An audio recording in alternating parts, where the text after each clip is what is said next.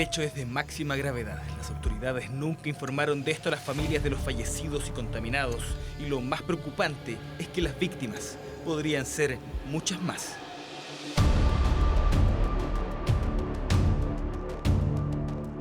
Investigamos durante meses el brote de Burkholderia cepacia, una bacteria que es letal en personas inmunodeprimidas y lactantes, una verdad difusa que hoy conocerá en detalle. Es grave, es crítico, porque estos jabones no es el jabón que uno, présteme el baño y me lavo las manos, o sea, estos son jabones que usan los médicos previo a una operación. Elementos contaminados donde menos deberían estar.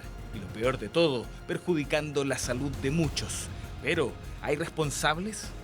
Un laboratorio que reincide en una mala praxis o en algo que falló, yo la verdad es que le quitaría la autorización para funcionar. Ex trabajadores del laboratorio, documentos reservados y un escándalo que sencillamente estalló. El Ministerio de Salud sabía de esto hace más de 2 años. Aquí han habido muertes, producto de la negligencia y la poca gestión.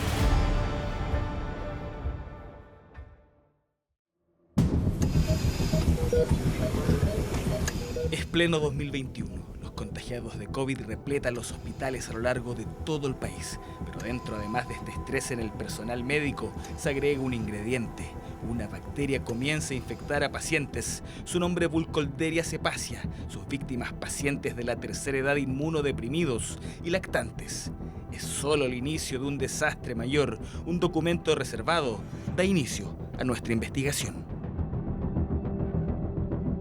Desde septiembre de 2021, la Red de Atención de Salud Pública y Privada ha reportado al Departamento de Calidad y Seguridad de la Atención del Ministerio de Salud casos de infección de personas a causa de la bacteria Burkholderia cepacia, prácticamente en todo el territorio nacional.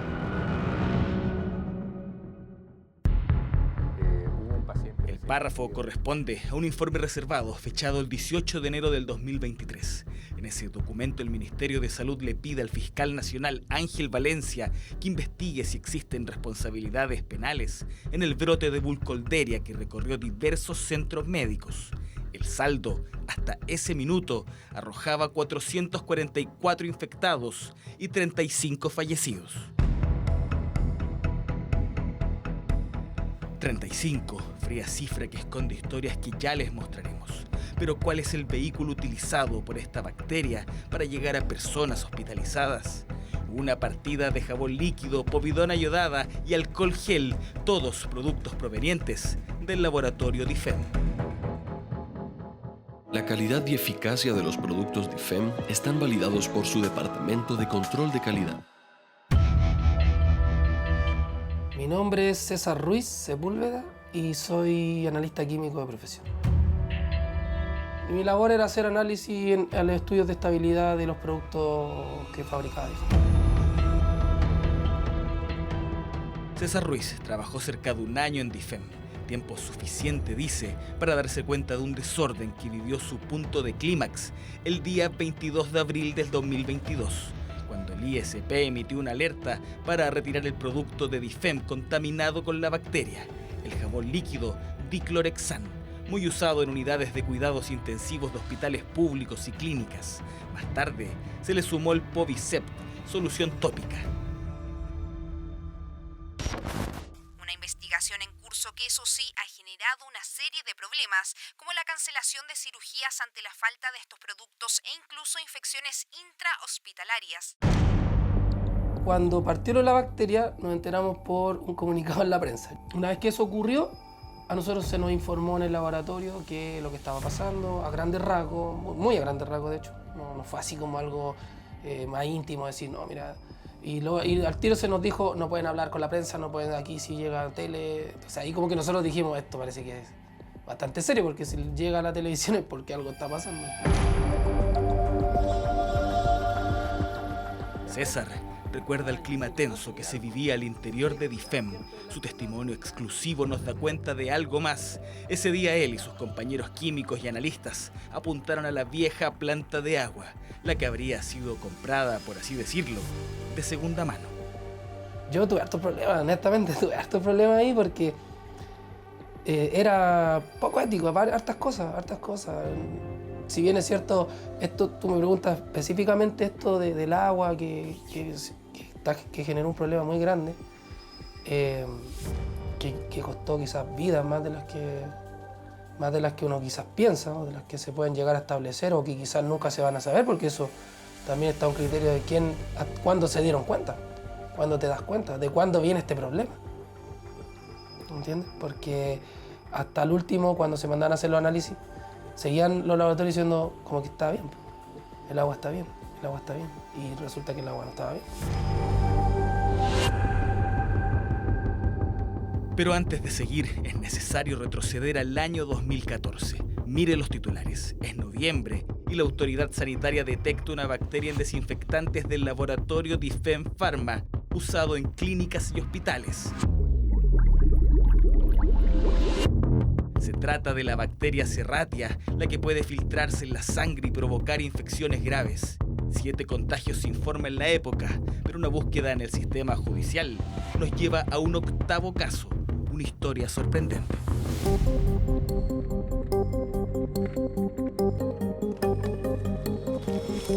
¡Aló! Juan, como lo llamaremos, asistió el 2014 a la clínica Avansalud por una intervención lumbar y tras un aseo quirúrgico un examen arrojó que tenía líquido en los pulmones. Luego dolor, fiebre y el diagnóstico. Estaba infectado con la bacteria que provino de un producto del laboratorio DIFEM. Lo que cuenta nos da luces del actuar en la cadena de responsables. Fui de los pocos afortunados de que finalmente los demandé y la Netflix. Claro. Es que mucha gente, nos fuimos hartos en 2014. Creo que todos pasaron por negligencia te desviaste esta bacteria de pabellón y chao. O sea, creo que mucha gente ni siquiera supo de lo que había pasado. Yo felizmente me enteré por la prensa y llamé al neurocirujano y él me confirmó que efectivamente yo era uno de los infectados por la famosa Serratia MERS. Nunca nadie le avisó de forma oficial, ni la clínica ni el Ministerio de Salud. Fue él solo contra DIFEM y ganó. Un acuerdo judicial selló una de las peores experiencias de su vida. Estuve a punto de irse, tuve un día que de hecho me entregué. Jaime Burrows era el subsecretario de Salud de la época. Él fue quien instruyó un sumario a la planta y diagnosticó que eran aguas contaminadas las que llevaron la bacteria a los insumos de DIFEM. Pero más allá de eso, nos da luces de cómo actúa el sistema en estos casos. En términos reales, muchas veces se pierde esa información y los pacientes no se enteran de que esa infección fue como en el contexto de este producto que estaba contaminado. ¿Y cómo sé yo que esto no pasa? Porque habitualmente cuando las personas saben de esto, y sobre todo en un contexto como por ejemplo un centro privado, que se atiende gente que tiene recursos, esto termina en los tribunales. No informar, guardar silencio, un modus operandi que se repite a lo largo de los años. ¿Dónde está el derecho del paciente? ¿Qué pasa con los millonarios costos hospitalarios cuando el culpable es un producto farmacéutico que contiene una bacteria? Pero volvamos al documento reservado que el Ministerio de Salud envió al Fiscal Nacional en enero del 2023. Un párrafo es el que nos detiene. Fíjate que dice aquí, hubo un paciente recién nacido en el cual debido a su gravedad y complicaciones intraparto, no fue posible determinar la relación entre la muerte y la infección por Burkholderia.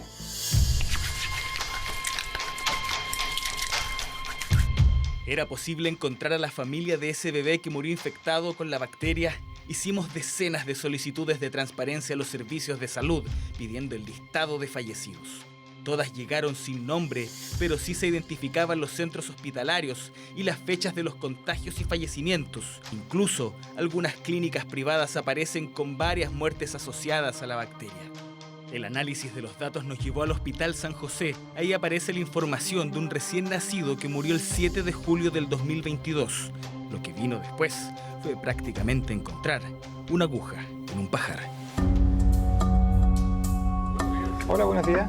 Estoy buscando a Carlos Palza. ¿No te suena? Me suena de hace muchísimos años. Yo lo último que supe de Carlos es que vivía en Independencia. Ah, porque yo, supe que ella estuvo embarazada, ¿no? Sí, pues sí, murió su abuela. Una haitiana y un peruano, sí, se fueron. Chuta. Se fueron de Chile esa gente. Recorrimos varias comunas, consultamos en funerarias, todo nos iba acercando. ¿Tú me puedes dar el número de él? Bueno, sí, voy a buscar. Finalmente damos con ellos. No se habían ido de Chile. Vamos hasta su casa. Carlos Paisa y Midelaine Lubin son de esas historias de amor que luchan contra muchas cosas más que lo evidente. Ella es haitiana y el peruano, sin embargo, fue Chile el lugar donde comenzaron a construir su vida. Pero el 2020 marca un hito clave. Pasamos un año viviendo solo con él y no teníamos hijos. Y llegué a un momento en septiembre y quedé embarazada. Su primer hijo en común, de ahí en más, todo el proceso. Sus días giraban en torno al nuevo integrante de la familia, hasta uno de sus últimos controles en el Hospital San José. Las imágenes arrojaban que el bebé estaba bien, pero no se sentían sus latidos. Me decía que firma el papel para hacer la cesárea urgente. Me hicieron la cesárea a las 10, tempranito. Llegó a las 9 en el hospital, me hicieron a las 10 tempranito. Entonces cuando se lo llevaron al bebé y el Carlos estaba viendo y después cuando yo desperté como a las 3 por ahí, a las 4 y me decía Medellín, el bebé no se movía, nada. Pasó a cuidados intensivos. Un equipo médico lidiaba con las complicaciones. 4 días de espera. Nos dijeron que por favor vengamos urgente porque ya el bebito no reacciona más, que tenían que desconectarlo y que querían que nos acerquemos para que nos despidamos de él. Me dijo que mi pareja Medellín capaz pudo haber consumido algo en la calle o haber comido algo empacado que sea de cerdo, que eso venía con una bacteria, que esa bacteria le atacaba directamente a la placenta. Carlos y Midelaine no habían tenido acceso a las más de 200 hojas de la ficha clínica de su hijo. Tampoco nadie se las había explicado. Los acompañamos a pedir una copia al hospital. Eso tiene que solicitarlo por oficina de parte, en la dirección. No tuvimos suerte, ni esta ni la segunda vez que fuimos, tampoco la tercera, pero insistimos. ¿Realmente se revisó esa ficha o no? No sabemos dónde está. Saber por qué falleció el niño, entonces, todo su lógica.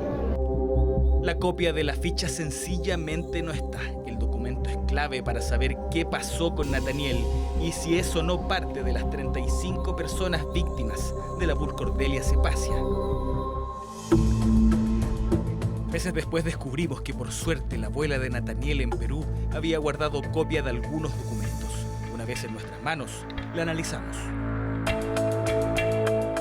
En las más de 200 páginas se describe claramente que la Burkholderia estuvo presente desde los primeros días de vida del pequeño Nathaniel. La bacteria, en simples palabras, vino a acelerar su desenlace. Nadie le avisó a Carlos y Midelaine. Un patrón que lamentablemente se repite. Me siento como destrozado mi corazón. En mi mente estoy diciendo, ves, mi bebé estaba súper bien y si hay manera para buscar la justicia y hay que buscarla hasta que se encuentra, para que no pase a otro niño también. Hoy han vuelto a ser padres, pero nada borra por lo que han pasado. De momento, según el abogado y exfiscal Carlos Gajardo, dentro de lo más grave en este caso es que aún a la fecha no se les haya avisado a los contagiados y más aún a las familiares de las víctimas. Y los nuevos hechos que se han conocido del año 2022 son hechos donde no hay prescripción, que deben ser investigados y donde los pacientes tienen el derecho a la información, a saber exactamente qué fue lo que les ocurrió. En la situación actual, los laboratorios, si son responsables de una situación de este tipo, deben responder civilmente, es decir, pueden ser demandados civilmente si se establece efectivamente la relación de causalidad entre una negligencia y un daño que se provoca, deben indemnizar esos perjuicios. Porque lo que quería el gobierno a través del Ministerio de Salud es esconder esto. Aquí han habido muertes producto de la negligencia y la poca gestión. Pero hoy el tema sencillamente ha explotado. Un nuevo brote ahora en el laboratorio Sanderson terminó por copar la paciencia de funcionarios del Instituto de Salud Pública, que hace años vienen advirtiendo el peligro de la burkholderia. En síntesis, el 29 de septiembre la institución instruyó el retiro de varios productos de Sanderson, algo que no le gustó a la ministra porque esto paralizó cientos de intervenciones quirúrgicas. Al final, terminó pidiendo la renuncia del director del ISP. Creíamos que de alguna manera estábamos en el momento de ya poner el coto a esta situación, intervenir de manera importante la línea en términos de general de producción y distribución y detenernos ya definitivamente en esta cuestión y hacer un análisis mucho más detallado de lo que acá ha venido ocurriendo. Solicitamos entrevista al laboratorio Sanderson. Esto fue el video que mandaron. A la fecha, no existe prueba concreta que nuestros productos sean la fuente del brote bacteriano. Y hasta ahora no hemos recibido reclamos ni reportes de reacciones adversas a nuestros medicamentos desde los hospitales o pacientes. Pero también queríamos saber la versión de los representantes del laboratorio DIFEM, pero nos dijeron que todos sus voceros se encuentran de viaje en el extranjero. Al cierre de este reportaje, el Ministerio de Salud declinó darnos una entrevista y menos entregarnos la respuesta que tanto buscamos. Un escándalo que tendrá nuevos capítulos. A lo largo de nuestra investigación hablamos con más familiares de víctimas de la burkholderia, pero se excusaron de dar su testimonio. Todos coinciden, nunca les avisaron. ¿Qué responsabilidad tiene el Ministerio y los laboratorios? La Fiscalía tiene la palabra, pero resulta paradójico que lo que debiese curarte y ayudar en tu recuperación sea lo que, aunque suene fuerte, te termine matando.